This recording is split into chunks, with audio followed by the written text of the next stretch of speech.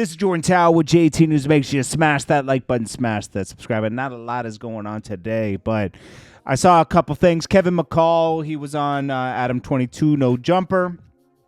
Wack 100 pressed him over a lot of allegations he's bringing against Chris Brown. Chris Brown owes him money, supposedly.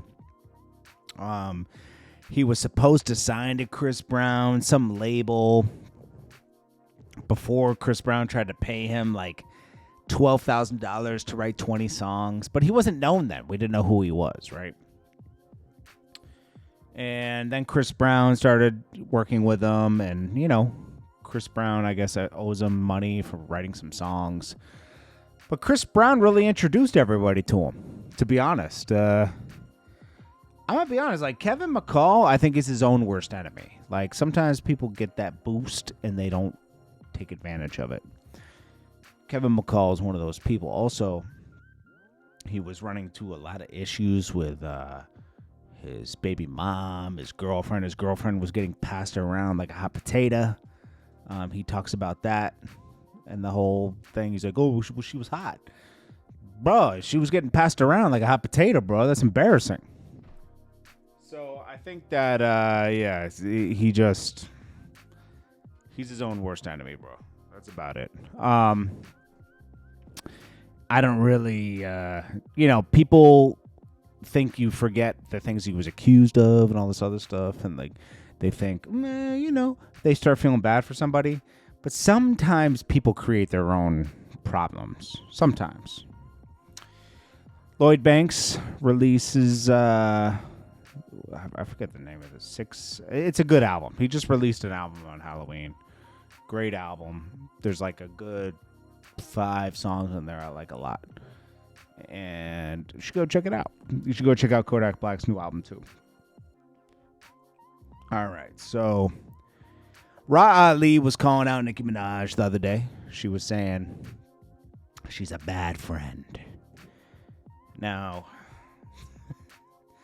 Nicki Minaj it's interesting. Her being outspoken is received a lot differently than like when Cardi B's outspoken about people. A lot of people tend to side with Cardi B when she speaks out against people.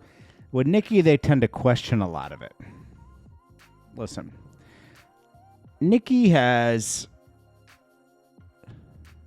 put more people on than Cardi B. Let me say that.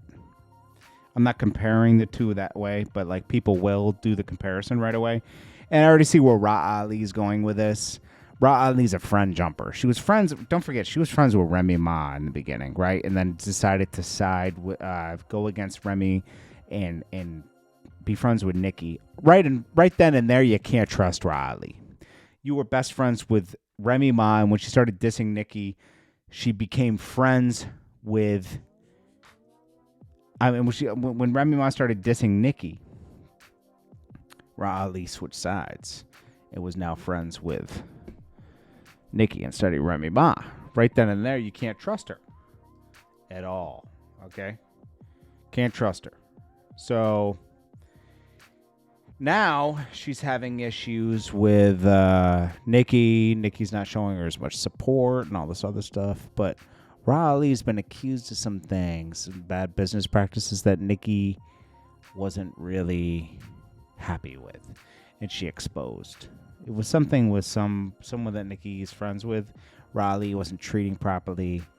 She wasn't happy with that. So Ra Ali did this whole letter to her, right? But people were starting to notice that, like, really, Ra Ali kind of brought this on herself. And what Ra Ali's going to try to do next is be friends with Cardi B. Because that's what Ra Ali does. Okay?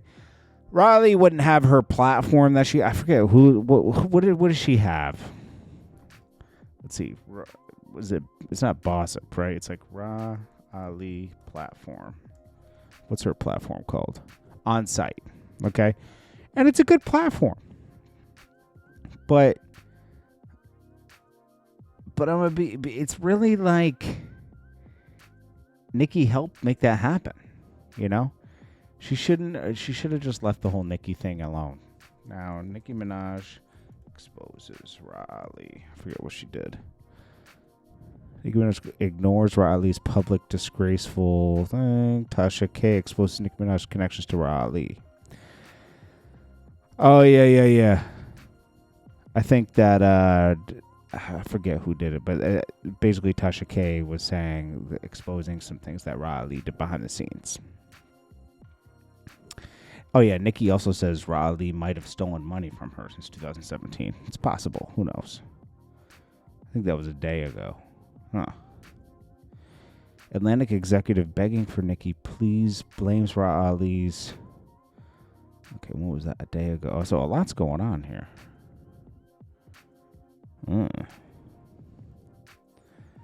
Okay. What's this? Tasha K. Betty playing games with our lives.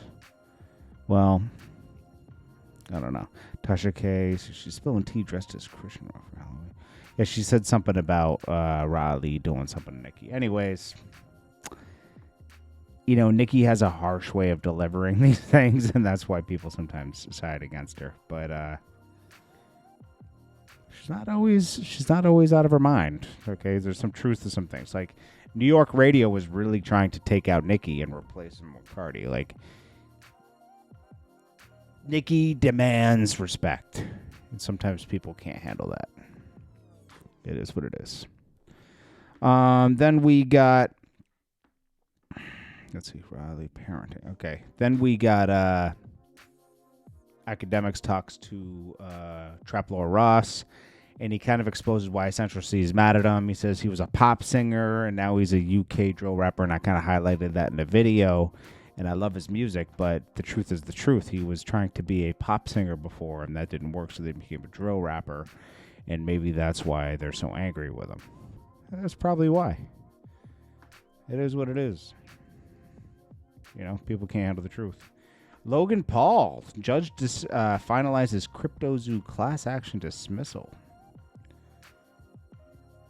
Yeah, it was a failed NFT project, and a lot of people lost a lot of money. And some people, if you have enough money, you can get that. You can beat that case. A lot of people are reacting to Floyd Mayweather going to the Jewish Republican coalition and speaking that he stands with Jewish people 100% and Jerusalem and all that stuff. Listen, man, it's above my pay grade. I don't know. BLUEFACE reportedly free from prison. His mom put that video out. Tekashi says he did a song with Lil Tim and says he offered NBA YoungBoy $1 million for a feature. And he turned him down. Okay. NLE Choppa went from public. Yeah, this is funny. We all know NLE Choppa used to be the biggest NBA YoungBoy fan, and now he's dissing him. Make it make sense. Max B will be home in about a week. That's pretty cool. And I think he does a show immediately right after that.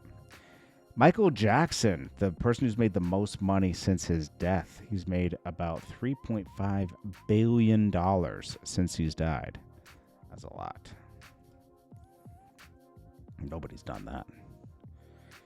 T.I. smooths things out between Candy and Soulja Boy after Charlie, a guy who used to work with Soulja Boy and eventually started a management company that managed 2 Chainz and Dolph and some other people, street execs. Soulja Boy went after Candy for doing the interview, and T.I. kind of smoothed things out, so that's good. Then we got 50 Cent. Says legendary night. 50 Cent rapping his way. Throwout pitch at Delkin Park. And this comedian Darius DK highlights that Gen Z is now calling the Nike Air Force Ones a dad shoe. And he's like, don't take this from us. Don't make us feel old. Bro, Nike Air Force Ones will always be dope. Just Gen Z's, just Gen Z. They like what they like. But you know what? Air Force Ones are always going to be good. It survived many decades. It'll be fine. This is Jordan Tower with JT News. I'm running ads on the channel, jordantowermedia@gmail.com. I have specials going on, so hit me up. Peace.